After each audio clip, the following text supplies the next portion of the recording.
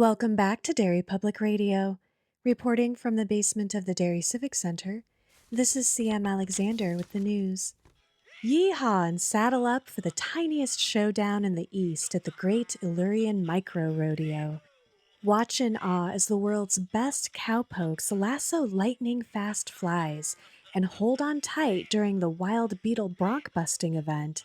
It's big rodeo thrills on a bug-sized scale, and you won't want to miss a single six-legged stampede. Bring the family. We promise you'll always remember the smiles it'll bring to their faces. You're listening to Derry Public Radio. This is Derry Public Radio.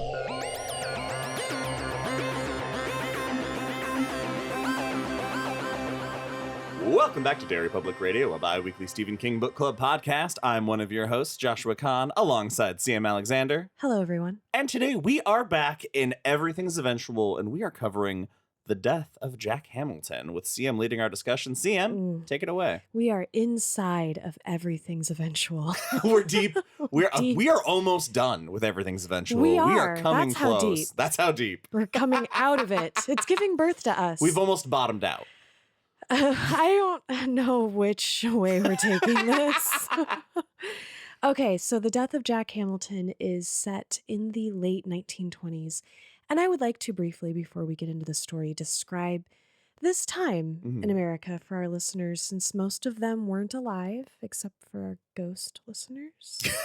Very small demographic. Shout out to our ghost listeners. I assume we have ghost listeners. For sure, ghost listeners. So this period of time is marked by the Roaring Twenties. Think economic prosperity, incredibly vibrant social life, flappers, jazz music. If you like Art Deco and mid-century like decor and artwork and stuff, this is the era for you. And also makes me think of The Shining, like the gold room and stuff. Just that. Then everything shifted super duper hard. The pendulum swung way back in the opposite direction because we entered a period of severe economic hardship then with the Great Depression, and that spanned 1929 to 1939. I interviewed my ghost grandma about why it sounds mean to say my dead grandma. It sounds insensitive. Did you interview her as a ghost? That's what that implies. Oh yeah. I guess the timing. Instead you say my now ghost grandma. My now ghost grandma. That's the segue. Jeez. Anyway, she lived through, or was alive in, the Great Depression. Very, very young, of course, but I had to talk about it for class, and I remember interviewing her about that. And if you guys have never had the chance to do this with something, it's so different to hear about this thing that you're learning about in school, for example, like firsthand through somebody. It makes such a huge difference. Anyway, so, humans need to live longer so we can pass down our stories better to each other. We're living longer than we ever have before. That's true.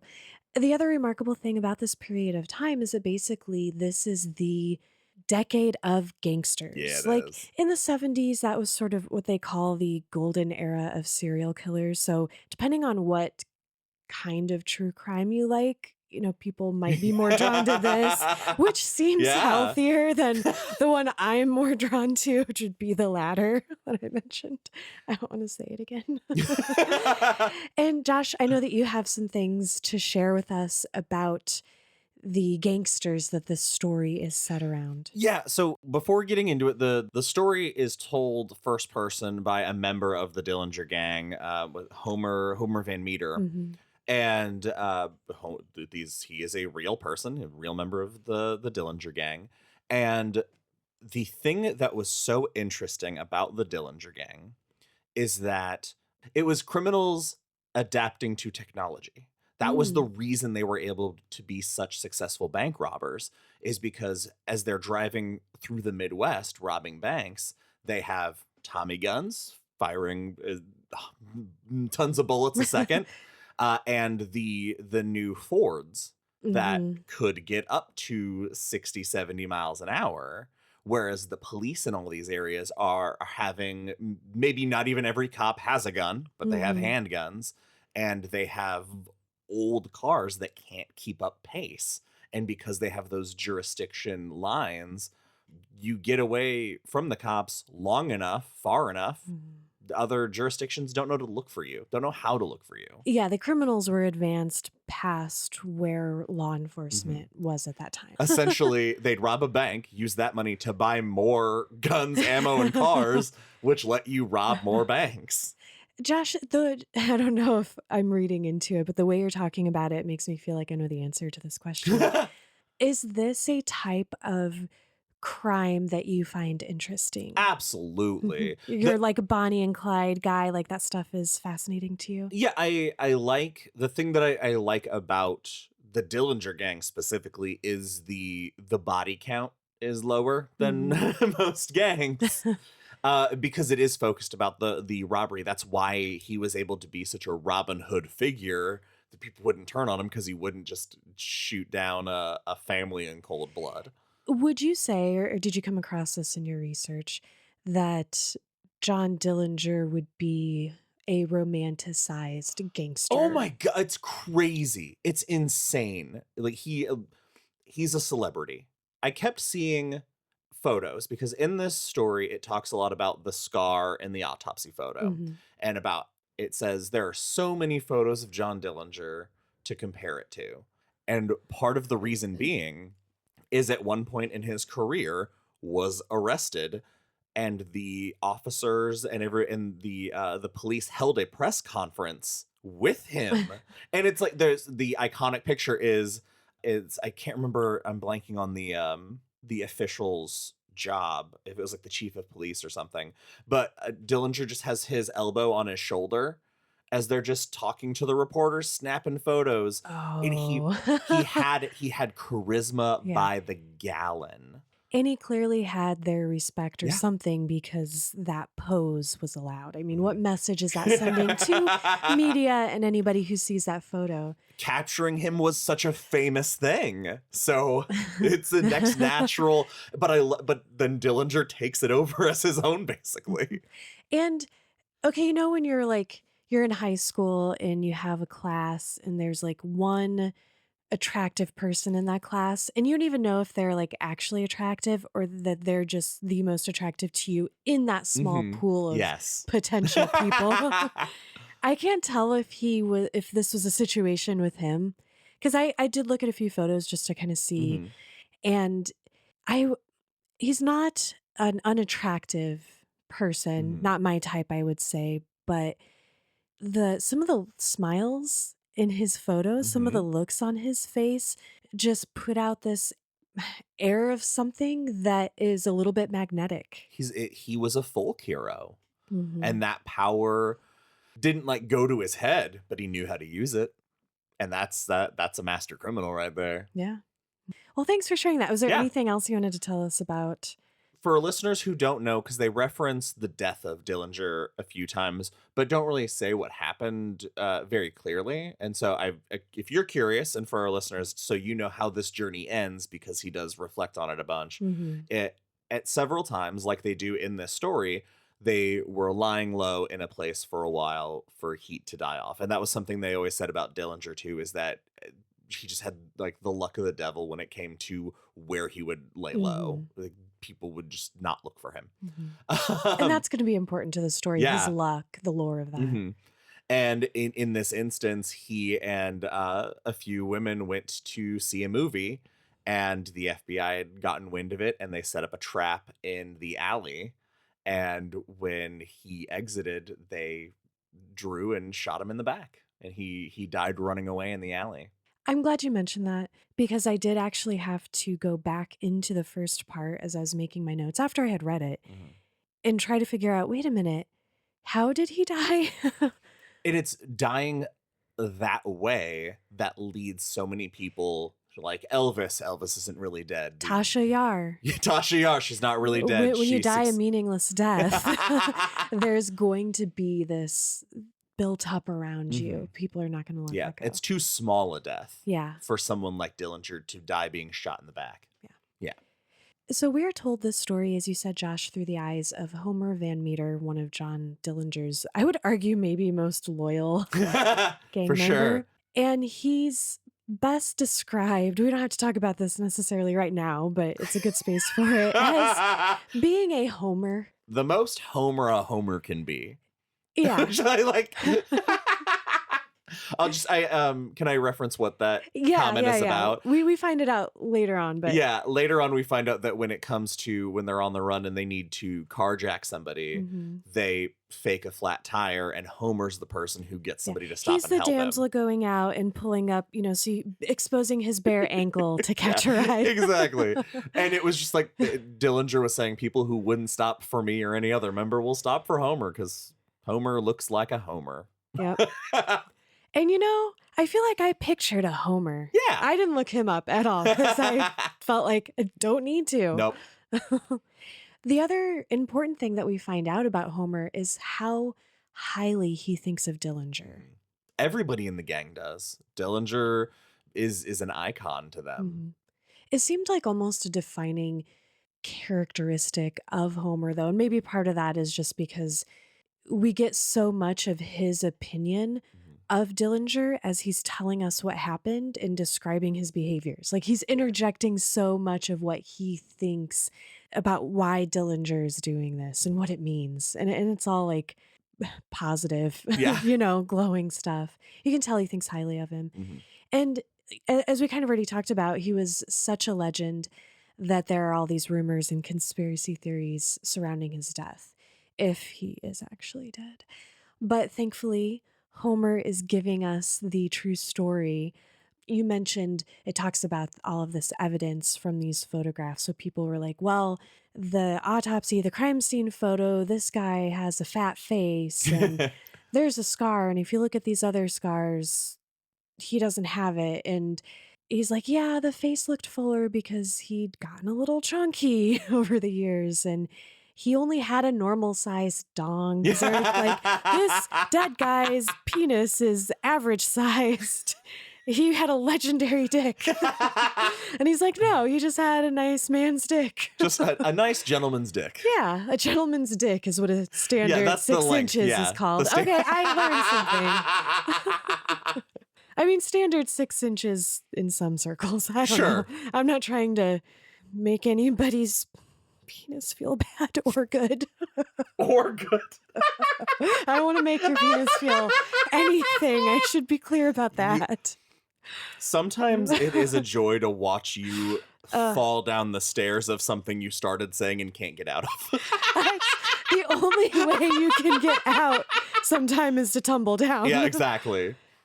Anyway, he also explains that he got the scar on his lip after those other pictures where he didn't have a scar, which is like, yeah. Duh. The most duh of all of these. It would be one thing if he had no scar in this picture and he had scars in all the other pictures. That would be something to talk about. Alarm. But anyway, that also, I think, just goes to show, like, you have to have some ridiculous crap in there, too, just to show how legendary he was.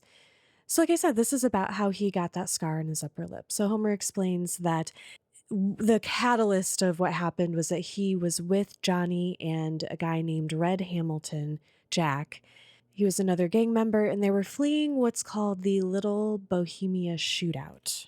A hilarious true event where after escaping out of like the back of the place they had been hiding out in that the cops had chased them down to, the cops just kept firing into a building that was empty for a while before realizing they had escaped. An embarrassing amount of time. Place. Yes, correct. Yeah. They they fired in from the front to no one for a bit. So was this guy lucky, or were those cops just really bad? Yes. Yes. He's lucky that those cops are really bad. The FBI agent that they referenced, the one who ended up taking down Dillinger, that they reference was... I have his name written down in my notes somewhere. Sure. He's not important to the story, really, but other than he's the one leading the hunt. There have been documentaries that talk about just how inefficient that guy was at his job. He was such a bad agent. Wow, but we know his name. Well, I mean, we don't. But right, yeah. His name is known by people who read with better comprehension. I don't know why, but I like that Homer tells us that the first car that they tried to steal out after escaping out of this building belonged to an elderly couple who hardly drove it, and it wouldn't start for them. I don't know. It just seemed cute to me. It's like, it's how mundane the detail is. Yeah. Like, it's just stuff that would happen. It's not like sexy or cool. So now we're hearing about it. And they end up stealing a carpenter's car, and they make him drive them a good distance before they eventually let him go. And I looked up 20s slang to see if Homer was telling us they killed him when he was like, we invited him to step out. Because that sounds like a thing. No. If I ever invite you to step out, be warned. I will be if we are not in a closed space. But if we're in a closed space, I would assume you're just asking me to step outside. Never know. That's why gangs are so dangerous. If we're in an open field and you tell me you're about to ask me to step out, then I'll be so scared. Anyway, it's not slang. Nope. But it's part of the gentlemanly nature. It's the Robin Hood-esque of we carjacked this guy and then politely asked him to step out. He kindly obliged because he'll get his car back eventually. Dillinger gang, we got gentlemanly dongs and gentlemanly natures. That is such a good gang tagline. I mean, it can be workshopped. Yeah. It could be shorter, a little sexier, a little snappier. But who would Well, you don't want it shorter. Oh, true. Make it longer. But I mean, who would be mad at that gang? Right. The slogan's a real mouthful. It's intentional. I feel like. Why are we like this? I don't know. It would be worse if Eve was here. Yeah, 100% would be worse. We'd just be dead. Yes. Okay, so they don't kill him, like we said, and they don't kill the couple later who we're going to meet, even though the wife has the audacity not to kiss their asses. So I think we can trust that this guy lives. I was really worried about him, though. They cross the Mississippi about 20 miles from St. Paul, and they end up getting spotted for an interesting reason. This is another, I don't know how true historically this moment is, but it's very Stephen King for, we get the foreshadowing of he lost his hat when we escaped the building, and that's what cost us his life, basically. Because as they've been getting away, he lost his hat, and he has a rag that he ends up wrapping around his head, and it's a bright red rag that somebody catches when they see them drive by. Yeah, I don't know if that's true or not. Yeah, it'd be very interesting. I could see it being either. But that's the thing with folklore heroes like this. This does sound like a completely real thing. Yeah, especially with like the whole idea of the luck and stuff. Like that something sort of just serendipitous, like for better or worse, could happen.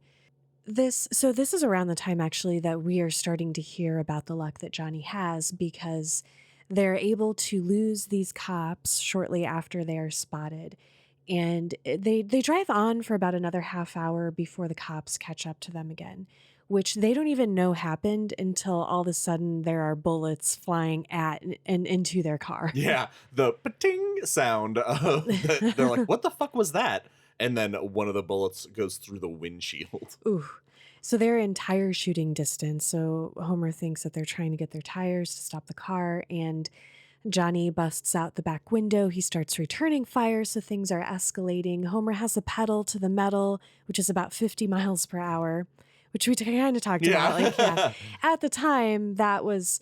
In thinking about, too, the comfort and safety of cars, then that would be a rough 50. That's a rough That'd be a rough 50 ride. on country roads. It would probably feel very dangerous. Yeah. And he's weaving in and out of traffic on these roads.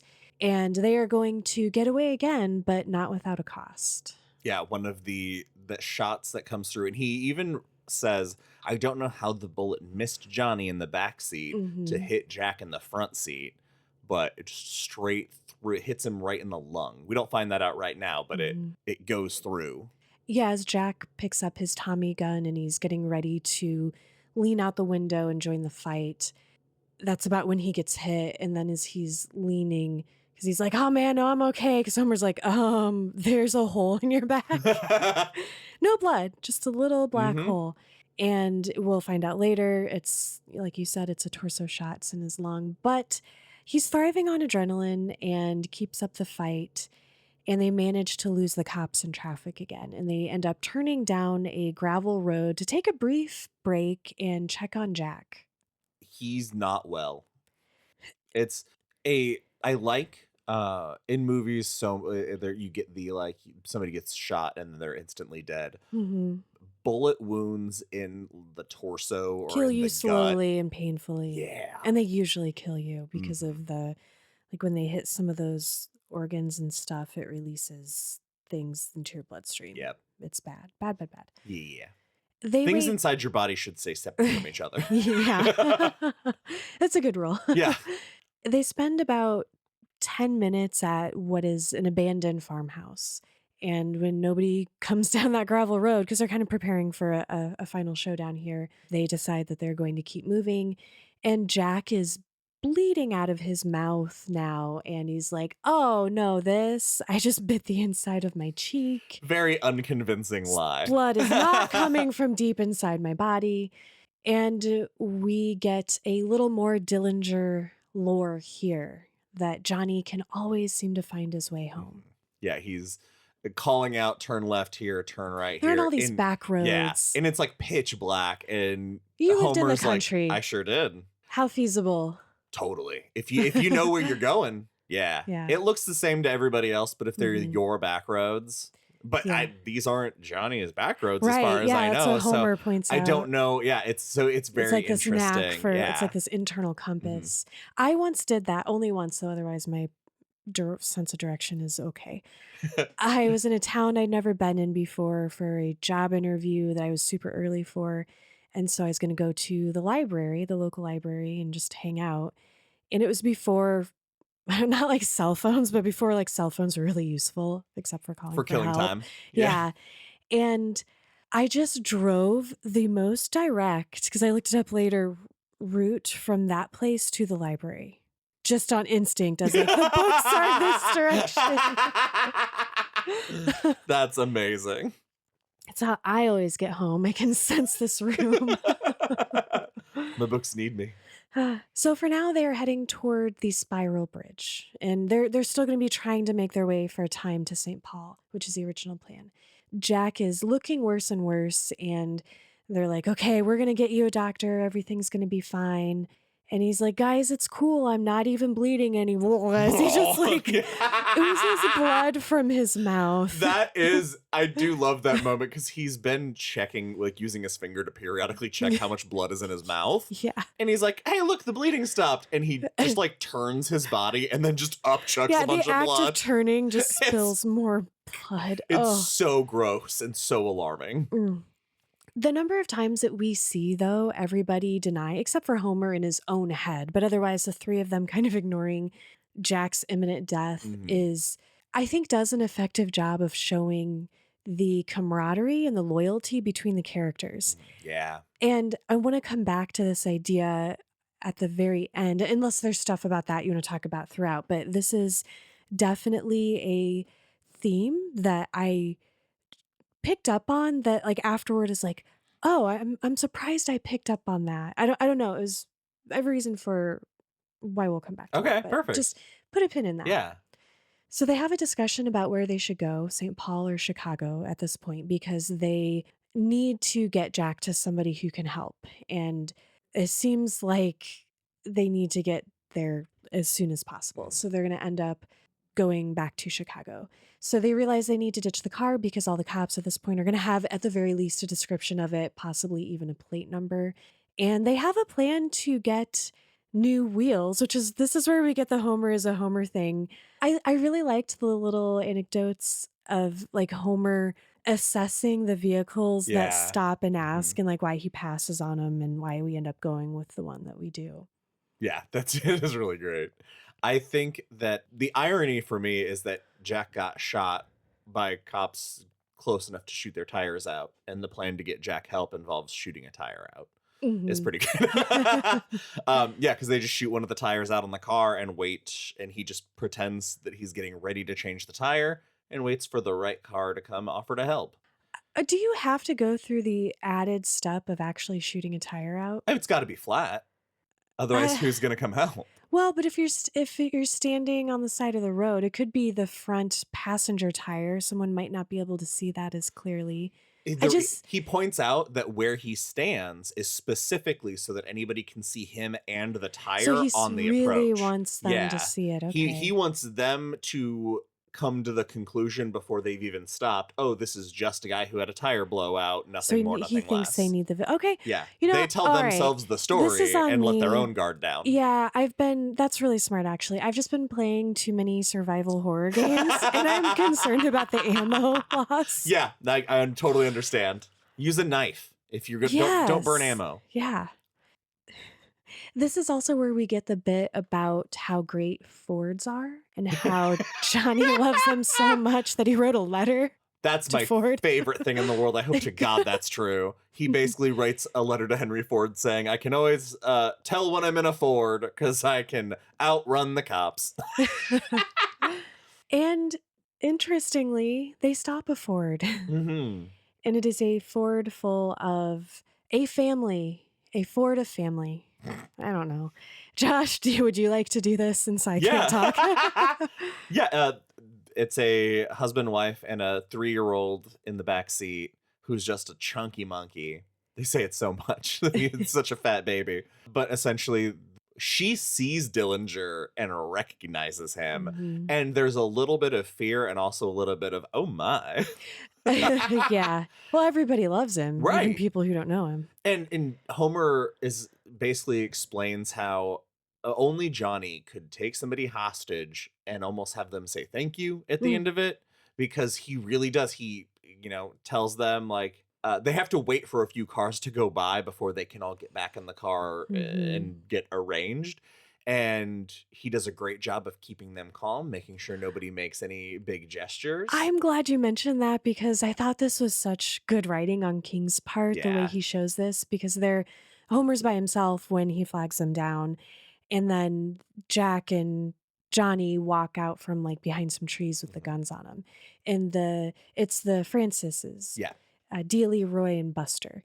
And Roy immediately, the dad, puts his hands up and Johnny comes over, and that's when I think Dealey's exclaiming, "Oh, you're John Dillinger." And he's like, "Ah, shucks, you guys." And he grabs one of his hands that are up in the air to shake it. Yeah. And at first I was like, what a goofball. And then Homer says, like a second later, a car crested that horizon. And so that would have looked pretty suspicious if a guy's standing there with his hands in the air. And so that's why Johnny was doing that. And it's like, okay, but he does it in a friendly, charming, like he gets what he wants by charming rather than saying, put your fucking hands down or disarms I'm going to shoot you in the head. Yeah. So everybody looks comfortable. They look natural. They don't look scared. And nobody's going to try to do anything stupid in theory.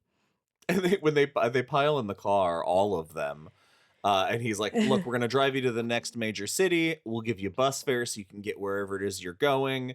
If you have a phone, we'll call you and let you know. And that's when the wife mouths off about like, we don't even have a phone, but the phone company is dragging their heels and blah, blah. And he's just like, you know what? We'll tell the police where it is. It's interesting to me how you use the words "the wife mouths off" because my note was different. Oh, what was yours? Than that, because she's like, "Are you guys going to kill us?" She's worried about this, and Johnny. I think you mentioned this already at the very beginning. They had a very low body count, and he'd always. Homer points out that he always makes the point to tell people that they've never killed anyone. And he was reflecting as he's telling us this, like, I think that was actually really smart. That's part of why he's so infamous. And that was why that was the right thing to do. It's not that it was the right thing to do because it's good not to kill people, but it made him who he was to the public, which is not so much a criminal. And because people were incredibly poor and attacking the bank wasn't attacking them. So it was like, it was nice for those people. And I like this part because this gives us insight into Homer's thought process that makes it seem like maybe some people would underestimate him as not as thoughtful a guy as I think he actually might be. not to compliment Homer though, because, okay, so this is where it's with the wife that makes me want to slap him until his tits go up. I forgot about that Whatever that means. Yeah. So they're having this conversation with them about how, hey, we're not going to kill you, and we're going to keep your car in good condition unless the police shoot it. Not our fault, but as long as they don't, we'll return it to you without a scratch, and we'll figure out a way to get it back to you.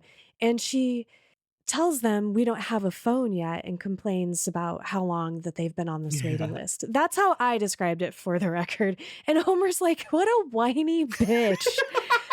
Someone needs to slap her once a week to keep her in line. And this is actually where I would describe the most tense and scary scene of the story, of the short story. Ooh. Right here. Even though it is so incredibly brief, and I know we get some gross stuff happening later, but the way everybody in the car and the way that they've been treating this family so far just changes on a dime without any like disturbance. Yeah. And there's no anger. It's just because she makes this comment, and the baby, they go to a gas station shortly after this. They have to fill up, and Johnny brings back a soda for everybody, including the baby. And I was gonna say, That's like, great. okay, this is stupid of him, but like literally the ads, and I think it was the 20s, maybe it was the 30s, but the ads for this decade were like, give your baby Coca-Cola, feed him bread and cigarettes. And so and then she's like, he can't have pop before dinner. What's wrong with you? This is where she gets sassy. Like, okay, these guys do have guns and they are a gang. And yes, they said they weren't going to kill you and they never kill anybody, but I still wouldn't be sassy, probably. I always think I hear like, don't worry, we're not going to kill you. I just think of Robin Williams, and I think from Aladdin, you'd be surprised what you can live through. I'm not going to kill you, because you can't wish somebody dead. And there's they talk about you can't wish for somebody dead, but you'd be surprised what you can live through. Yeah, I don't have to kill you to make you wish you were dead. Yeah, exactly. Yeah, that's a good point. Sorry, you said Robin Williams, and I just got so sad instantly. I'm very sorry. No, it's okay.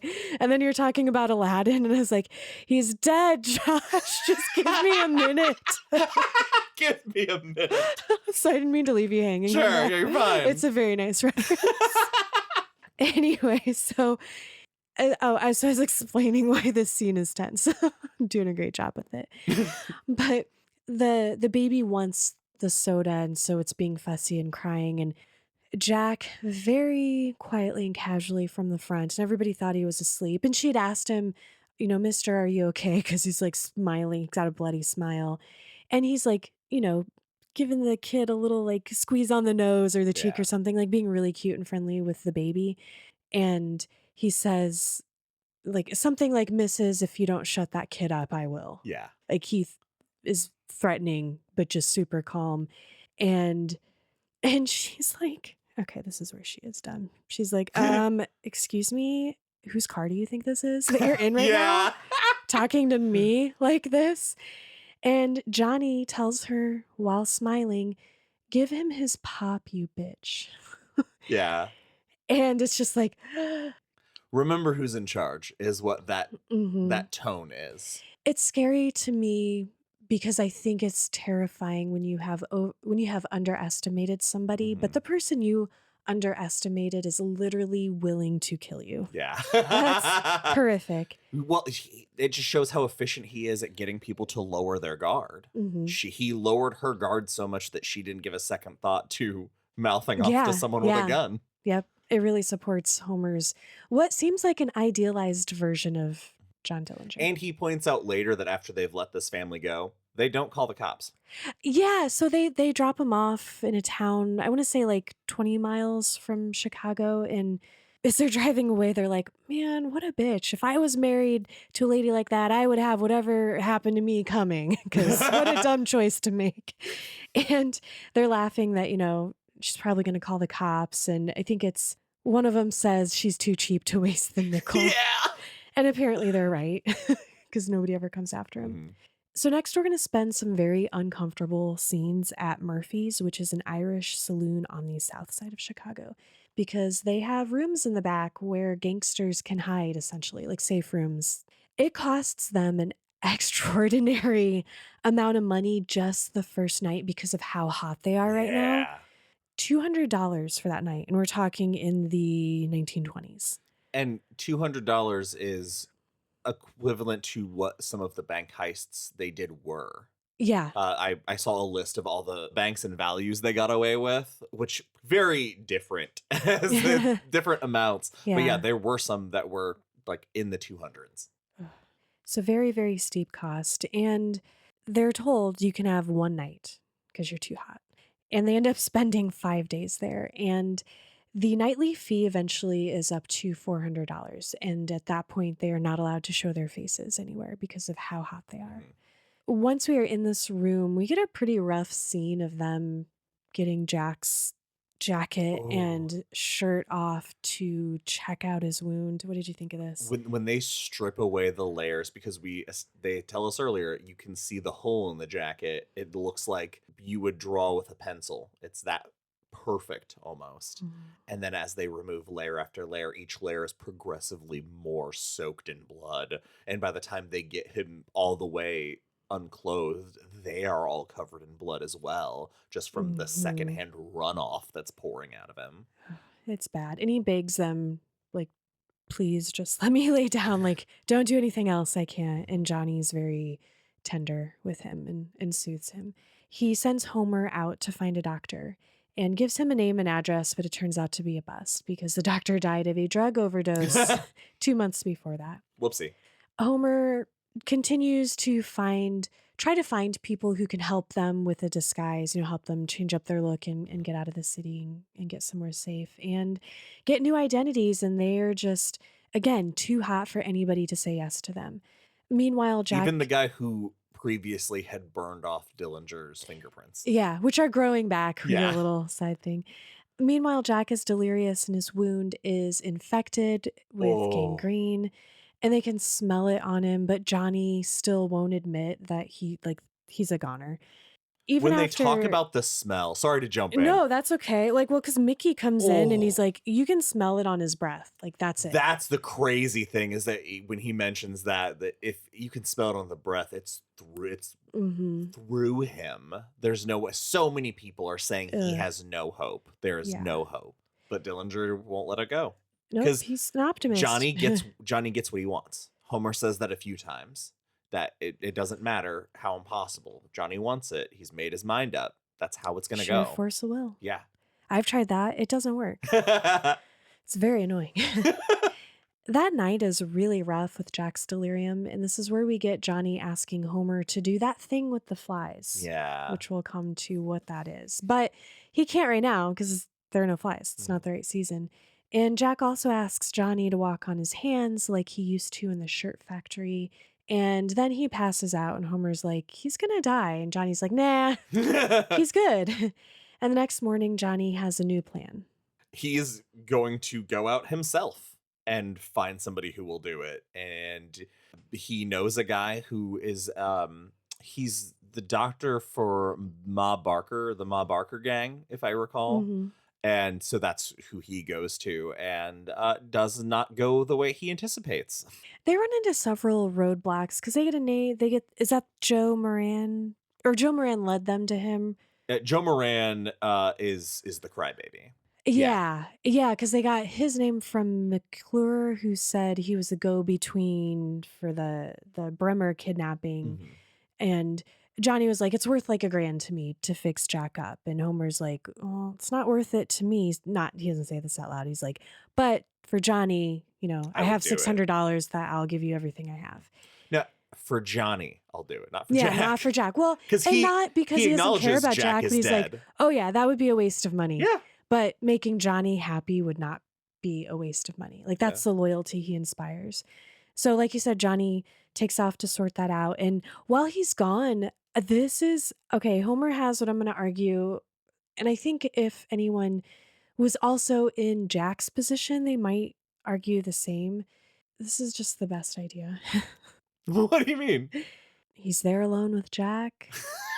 Oh, There's no. a Chicago pillow on the chair next to the bed. Jack is literally like rotting painfully from the inside and drowning in his own blood. God, I'd smother you. I would. Thank you. God, you're right. You're right. I was so against question. it. No, we get this in other Stephen King material where we have somebody put in a position where they have the ability to put someone out of their misery, whether or not that person deserves it or is perceived to deserve it is irrelevant. And it's something they always struggle with.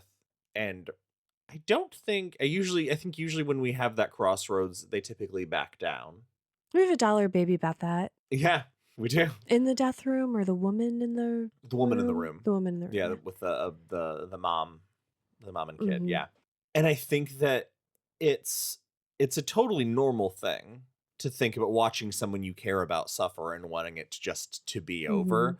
But there is that extra level you have to go to be willing to be the person who ends it. Like, that is a whole responsibility. Okay. This is going to sound horrible, but I would have to love someone just the right amount to be able able to do that, but not love them too much that I could, like, I don't think I could do that to Devin. Right. Because I would just, it would like kill me to take away any second longer that we'd have together. But I'd also have to love someone enough to be like, I'm going to do this for you. I can't let this, I can't let you continue to suffer. Yeah. Because you are putting a cross you have to bear for the rest of your life to do that for someone. Oh, that means we both love each other a little. We wouldn't have spent all this time together if we didn't, you know? True. So he's going to do this. He loves Jack a little too. And he comes over with the pillow. This is kind of comedic in my head. Yeah, the timing is great. Yeah, because he's like, all right. And then Jack mumbles something that sounds like, because he's like, hey, I see you, but it's not clear he's talking about him. He's delirious, so he probably is just like speaking in delirium. And I like that Homer's immediately like, oh, I just was resting my elbows on this pillow on my lap. I wasn't going to smother you. I promise. Yeah. And he doesn't have to worry about Jack being upset, though, because Jack is going to pass out again soon. And Johnny comes back quickly anyway. But he's like, yeah, I was going to do that. It would have been done. All of our problems would have been solved. You know, he died while you were gone. Like, Johnny's going to believe that. Except I feel like if Johnny was suspicious and he asked Homer the truth, could Homer, the way he's described Johnny, could Homer lie to him? That's a great point. I don't think he could convincingly. I don't think he could either, even if he tried. Yeah. Jack asks again for the fly trick, which we'll get to, but he passes out. And when Johnny comes into the room, he bursts in so excited that he almost gets a bullet for his trouble. Yeah. And this is where he's explaining that the Moran guy was a crybaby. And he's like, well, I don't want him to treat Jack anyway because he's a crybaby. And tells Homer that he threatened him, basically saying like, okay, well, if you can't help me, I guess you're of no use to me and I might as well put a bullet in you. Which is a very effective threat. But, conveniently, that jogged his memory of another doctor who might be able to help. Yeah, and that's who you were talking about. So we get the name of Volney Davis, a member of Ma Barker's gang. And so they are going to go to Aurora, which is upstate from where they currently are, to Volney Davis and his girlfriend, Rabbit's place. Rabbit is the best. Rabbit is the best, yeah. So we wrap up their stay in the sad room with an even sadder exchange, one of denial when Jack tells Johnny to walk on his hands like John Dillinger used to. And Johnny's like, yeah, Homer, see, Jack gets it. Everything is super cool and it's going to be fine. No one has a reason to worry. Yeah, like whatever wacky shit comes out of Jack's mouth, Johnny's like, yep, dude, you nailed it. Yep. Doing good. On the way to Aurora, Johnny tells Homer how he got the info for the Davis place. So that's where we kind of get that unfolding of the story. And we find out that Rabbits is super duper respected. And Homer thinks so highly of her because of what she ends up trying to do for them, trying to do for Jack. She's this super tough broad and helped them or tried to help them when really nobody else would. So we are going to actually jump to what she tried to do for Jack on their second night at this house.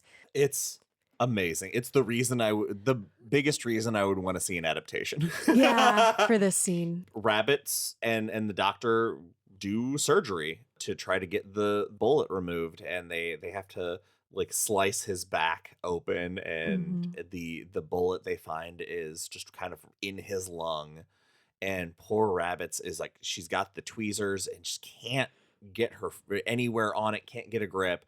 And at first they have Homer and Dillinger hold him down. Yeah. Because Homer's got his legs, I think, and Dillinger has his head under a pillow at some point, like just to keep him still. But he's like, good thing you're done, because he was turning blue. Yeah.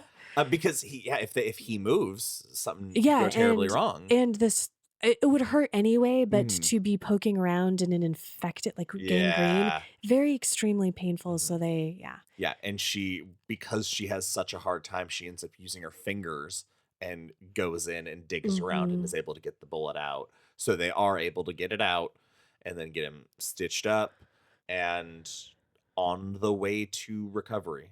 The bullet's gone. It's gone, and later, because it doesn't get better from here, he gets worse, he declines, and later she blames herself. She's like, I knew I shouldn't have used my hand, because she thinks that she made it worse by, something on her hands infecting, because there's a reason doctors glove up. Right.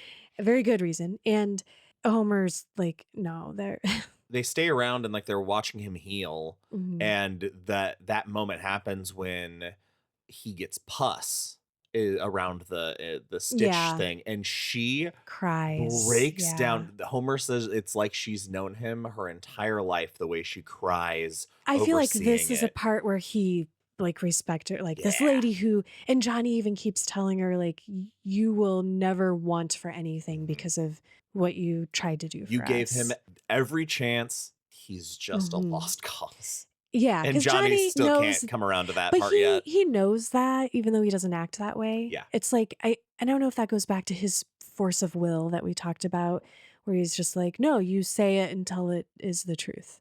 And that's worked for him a lot, except it's not going to work for this.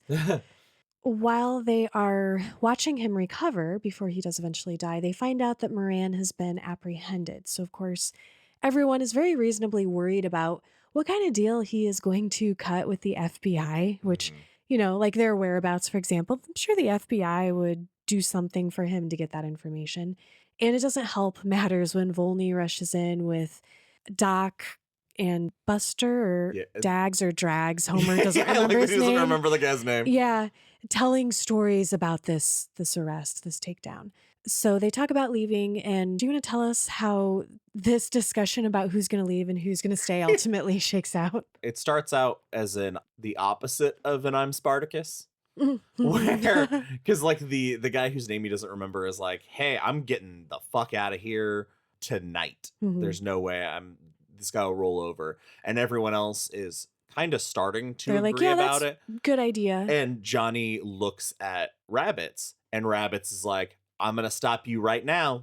If you think for a second you're going to put this man in a car, he'll be dead by the morning. You cannot move him. Yeah, you're going to jostle him. Yeah, he's too fragile right now. And that's all Johnny needs. That makes Johnny's mind up. And when everyone sees that Johnny's staying, it tumbles down. And everyone's like, yeah, you know what? I'm staying. I'm also going to stay. So you're all like, okay, bye. Oh, you know what? Okay, fine. And then even that last guy, when Rabbits is like, I'm cooking a big ass breakfast. And he's like, well, if there's breakfast. All right, I'm down for hash browns before I go. I am hungry. Because it's like 1 a.m. at this point. Okay, why did Rabbits bother telling Johnny that? Because everybody knows he's dying. What is it going to matter to put him in the car if they would get away? Like, I think it's unnecessarily... And I'm not trying to come down on her because we love Rabbits, but it's meddling that is not necessary because it keeps them here, and he's going to die anyway. And so, I mean, she's just saying the truth, but it's like, that's something she should have just kept to herself. In theory. I see what you're saying. Especially for hardened criminals, you would think about, I would think, choices like that. It's a good thing that it doesn't go that way, because had they taken him on the road, it would have been harder to get rid of his body. I mean, granted, what they do to get rid of his body is a great plan that doesn't end up working historically for them, but that was the right play. And trying to, like, if he died on the road, like, where were they they would have had to throw his body out on, like, the side of the road or something. Johnny's not going to do that. Then they're driving around with a dead body for a few days. Like, it could go so wrong. But I wonder if Rabbit's is, because she's had this breakdown, is almost having the same denial Johnny has. Yeah, maybe. Because even though it is doom, I guess if she's in this position as a medical person, like, I don't know if she's an actual doctor, probably not, but I wonder if it's a play on, like, the Hippocratic Oath. Could be, basically. yeah. So he's still her patient while he's alive, even though she knows it's not for much longer. So she's not going to let them do harm to him. I just, she's just also a fun question to play with. She's also not a real doctor. No, I know, but what I'm saying, she might not know for sure that he's dead. Like, well, she breaks down. She has all this, but, like, she doesn't. She could still be a little hopeful. Yeah. You're right. She's not a real doctor, but I think anybody who pulls a bullet out of another person's body gets to call themselves a doctor. Great. If you have the balls to do that, you earn the title of doctor. That's a I'm not rule. saying you're allowed to practice. You don't automatically get a license, but you can call yourself doctor. Good. Okay, so everybody is going to stay, as we said, and Rabbit is going to make a delicious breakfast. It's going to take hours because they only have a wood stove. The gas stove does not work. And everybody's got a task today. Let's talk about Homer's task and the history of this strange skill, talent, trick. We find out that Jack and Homer have been basically friends since they were both incarcerated in Pendleton Reformatory School. So juvenile delinquent shit. And at the Pendleton Reformatory, it's a lot like Sunshine Gardener's home. That's a great way that I feel like I would explain that to Talisman fans. It was about guards beating the shit out of children. Yeah. It was essentially the goal. And they had a thing called the mat. And it was just like a bath mat. And if you were sent to the mat, you were stripped down to only your underwear. Socks. Sorry, you're right. Yeah. Just your socks. And you had to stay within the confines of that mat for the entire day. If you stepped off, then it was like the long walk. Yeah. Your first warning was getting whipped. Your second was getting the shit beat out of you. And your third was a week in solitary. So very severe consequences. And you got as much water as you needed, but you could only pee once a day. And if you peed yourself, they'd beat you. You got warning 2 and 3 combined. Yeah, pretty much. Basically. Yeah. And so in his time on the mat, he learned a skill for lassoing flies. And he's like, I know it sounds like something you won't believe could happen, but flies are pretty stationary. And so if you're patient, and I had a lot of time, so I just got good at it. And it sounds so weird, but when we finally see what that looks like, I think I imagine it would be kind of neat. It would be neat to see if you could do that, but he goes. I was getting caught up on, like, the wings and how do you get the lasso around the right part of the body. And right. But I have caught a fly with my bare hands. That's rad. Thanks. It was hard. Did you It took eat it? a long time. I don't think I want to answer that question. Nice. I think it's better Left a if mystery. I let you guys make your own mind Yeah, up. she ate that bug. But essentially, yeah, it is. He gets some white thread from rabbits, and he takes it up to the outhouse. Great place to get some flies. Yeah, because it's not fly season. Yeah, and he's just spends some time out there throwing. And he says, I love the way that Rabbits is watching and then comes out like, what the fuck are you doing out here? Because she just sees, like, floating strings. Yeah, he sees I threw out a string and then it just stayed out. And she can't be quiet long enough to watch him do it. So he sends her back inside. I love that. He's like, okay, you're too noisy. Go back in. But yeah, he spends the day and he gets like 5 or 6 lassoed big flies. When he is done with this, several hours have passed because this takes a long time. we get a slapstick scene that I wish Eve was here to talk about this part with us. We're going to have to ask her in a couple of weeks. Yeah. But based on the fact that she recommended Hundreds of Beavers to us, and Devin watched it and then told me that I had to watch it. And it's basically slapstick, but told in an insanely creative way that keeps you engaged in every second of That's the movie. what I've heard as well. That's absolutely accurate. I don't enjoy slapstick. So I didn't enjoy watching the movie because I don't like that stuff, but I was still impressed with it, and I could appreciate what it was doing, obviously, but it's been stuck in my head since I watched it, which is upsetting. But I think King would be a fan of this movie based on how this scene unfolds for us when Homer brings the flies into the room. Yeah. I'm going to use the word romantic.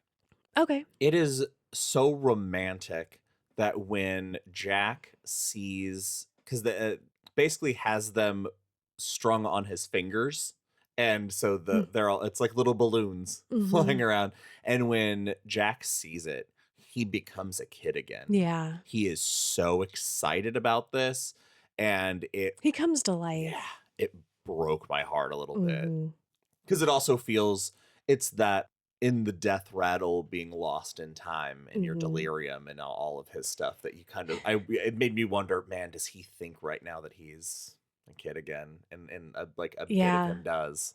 Okay, you have to describe the slapstick stuff so I don't say, because I described this as slapstick and then you're like, this is so romantic, and then proceeded to describe this very like touching emotional thing. I don't know what's slapstick about, like okay, so he's got the flies, and then Johnny comes in and Jack's like, that Johnny, part. Okay. yeah, this scene. Yeah, okay. Yeah. You want the after the flies. I want the tricks happening, and there are two of them. So so basically the walking on hands bit is Johnny is doing a backhand bend. Am I reading? Did I read that right? Backward, yeah. Yeah. He does for like, pro wrestling fans. I was gonna say The Exorcist. the Exorcist, or Bray Wyatt, when he would do the back bend and like walk with his head upside down towards you, basically. That's one of the things that he did. And again, Jack thinks it's hilarious. I'm not very athletic, so if that was my thing, it'd just be normal, all fours. You'll see it a lot in haunted houses. People at Skellington, where I used to haunt, there was always somebody who could bend that way and be creepy, and just fast walk down a hallway, back bend. It's so frightening very to see. And while it's a little funny because while he's doing it, like his shirt comes untucked and his stuff is falling out of his pockets. Falling out of his pockets, all this stuff. And the keys with the lucky rabbit's foot that he took from Dealey. Yep. And it's all fun and games until Homer realizes, Johnny, your gun and your waistband's falling out. Yep. And the revolver falls out of his waistband, hits the floor, goes off, and appears to shoot Johnny in the face. Yeah. They think that he basically shot himself in the head. Yeah. And it hits the lucky rabbit foot when it falls out of his pocket. And the bullet, actually what happens is it did hit Johnny in the face, but it more grazed him. This is the scar on the upper lip. And it obliterated one of the flies. It's just like, and King describes like this little string on the ground with some legs and string. Some fly legs. Oh my gosh. Okay. It's so good. Okay, slapstick, right? That is a little, you're right. Yeah. That is pretty slapstick. His gun fell out of his waistband. And then shit gets shot in the face. But yeah, he's fine. But in all of this excitement, Jack died. And you have to assume that he died laughing. Yeah. That's my favorite part, is because like the way he's sitting up and his head falls forward is how he was sitting up when he was laughing. Yeah. And so that's the hope. That's all Johnny wanted. So Rabbits gives them a burying kit, and they're going to do what turns out to be kind of a piss poor job based on how quickly the body is found, and also how easy it is to identify that body as Jack, despite the gruesome scene of the burial. What did you think of this? This is, again, it's a good plan. It's just not, it didn't work out for them. Like the plan, they pour lye on his fingerprints, his face. They basically melt his fingerprints and face so that if he's found, he can't be identified. But his body is full of scars, and you have to get rid of all those too. It'd be like if you murder me, there's at least like 13 tattoos you to deal with. Yeah, exactly. But then the act of removing those would be like, well, there are 13 patches of skin missing. That's a real good point. Assume you're going to cut them off. I don't know why I'm addressing you as my murderer. We're instantly going to mummify you. That's the plan. Aw. Thanks. You're welcome. They're staring over Jack's grave, and Johnny shows Jack why he thinks that his notorious luck has run out. And it is the rabbit's foot, the lucky rabbit's foot that he stole from that lady they all hated. Because as I said, when the gun fell out of his pocket, it broke. And that was Johnny feels like this is the end of his good luck. And I feel like I'm calling this the epilogue here because Homer and Johnny, like we basically get the wrapping up from Homer of what happened after that. Because like after this, they flee, they're on the run. They have one last bank robbery together with each other. And he's just saying, like I never had a truer friend than Johnny Dillinger, and the last time I saw him before he died was in Chicago, and he laughed at something I said, and it was just a fond memory, the last memory to have of his friend. Yeah. And that's where our story ends. But we do get a note at the end of this, like, well, sometimes we get it at the beginning of the story and everything's eventual, but here we get it at the end, and King's like, obviously, I think gangster stuff is cool. He first heard about the Dillinger gang when he was a kid. And what he was fascinated by was the story of Homer Van Meter learning to rope flies in Pendleton Reformatory. It's such a wild skill to develop. It's so weird. Yeah. Okay, so we always give our review at the end of these things. And I'd like to do something different today. Okay. And not different from, like, we're still going to rate it. But before we rate it, I thought it'd be fun, since this is a short story and not of the supernatural nature, to see what other people think of it. Okay. So I pulled just overall from generally what people were saying based on like kind of whether they liked it or disliked it. And I'll share like the consensus of King fans, and then we'll give ours. So generally, this short story had pretty good ratings. What people most commented on was the theme of friendship, actually. Like, readers seemed to feel like that worked really well with this story and enjoyed that we were getting this pretty factual account otherwise of something that happened in our history with a famous gang member, something a lot of people are going to just naturally find interesting. But of course, King builds this more intimate story around that, doing one of the things that I think he does best, which is the character pieces. It's not one where he's exploring how humans respond to grief, but it's more how people build friendships that create this level of loyalty. And I mentioned that earlier because I picked up on that, but it didn't like strike me as super cool about this story. Like, I get that it's like in there and it's neat, but I was just struck by how many people really enjoyed the relationship these three men had with each other. That's great. So that was something that worked really well. Speaking of like the supernatural horror aspect of that not being here, most of the lower star ratings or like 1-star ratings that I saw, people were like, this premise didn't appeal to me, or I come to King for horror and stuff, and this had none of that in it. And then the last, kind of the lowest ratings were for harmful language, specifically the gay slurs. Yeah, there's a lot of hate. Yeah, and a few people were just like, we get that this is how people talked, and it wasn't okay then either, but this is how they talked, and that's the language used at the time, but pass, like not interested in reading that. And we all know that literature includes harmful language, and that's like a worthy discussion to have about representing experiences from different people's perspectives and identities, and what the smart and helpful way to do that can be. So, and then a final thing about people's reviews that I found interesting reading this is I saw a lot of remarks about how this story is better than the one right before that. Do you remember what that is? All That You Love? It. Yeah. It is. Oh my goodness. Yes. That's so funny. Which we covered. Yes, we Listeners, it's episode 150. And the title is I Found a Lot of Blood. And I don't remember who said that or why. But I think that was a a guest episode and Jeff Loader was on it. Oh, yeah, I believe so. Oh, my goodness. Yeah. Okay, so do you want to talk about... I disagree. You don't think this one is better than... No, I think comparing those two is weird. They're just like, oh, I like this one better than the one I read. They must have read the stories in order and incorporated. I made that part of the review. Yeah, I mean, a lot of people referenced, and I always see this with Everything's Eventual and probably some of the others too. Like, people will compare in their rating to the other stories in it. This is a mixed one, Everything's Eventual. Yeah, for sure. So, yeah, the friendship was such a big thing for me. I was so surprised by it because I went into this completely blind. I'd never read the story before.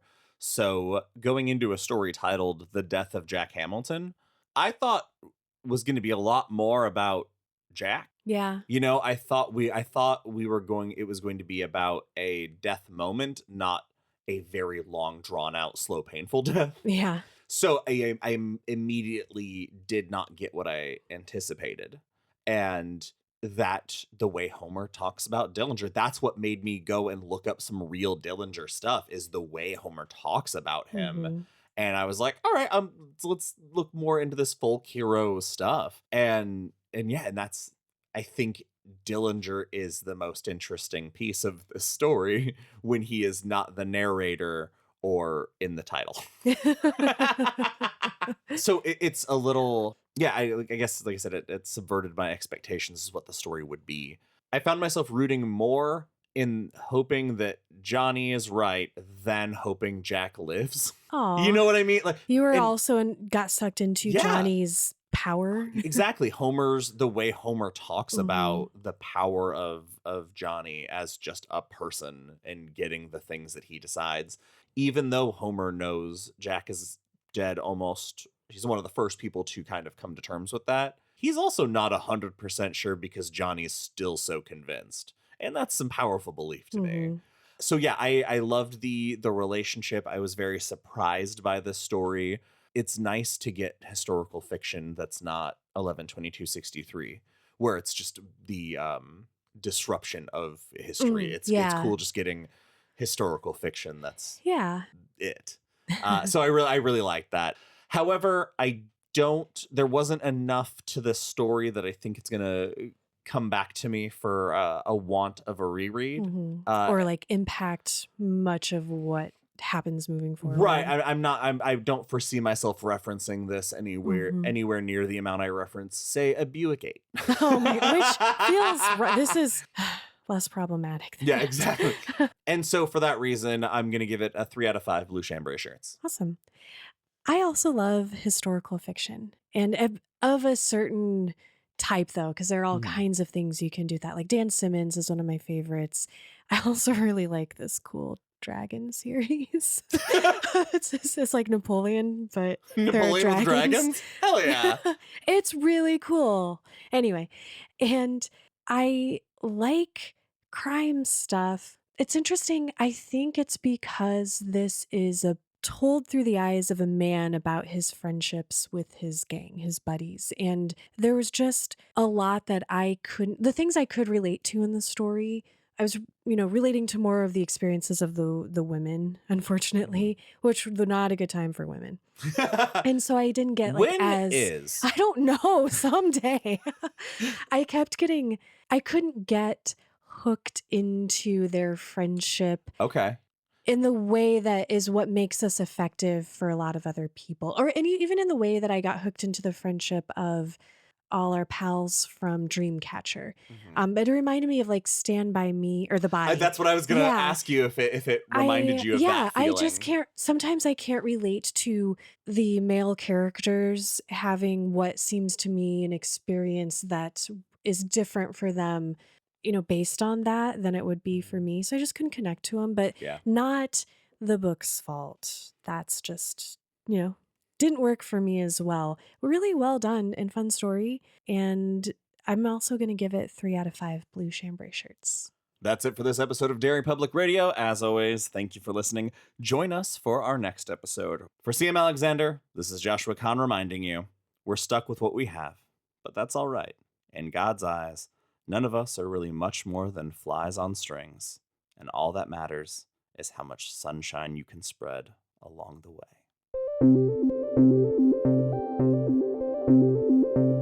Hey everyone, thank you for listening to The Death of Jack Hamilton. We hope you enjoyed it. As always, let us know what you thought on our social media, search Derry Public Radio, or email derrypublicradio@gmail.com. You can also chat with us and other Horror and King fans on our Discord. The link for that is in the show notes. And don't forget to check out our Patreon page for bonus episodes at the $5 and up tier. And for those of you reading along with us, the next episode to come out will be The Shining Revisited. That's all for now, listeners. Goodbye.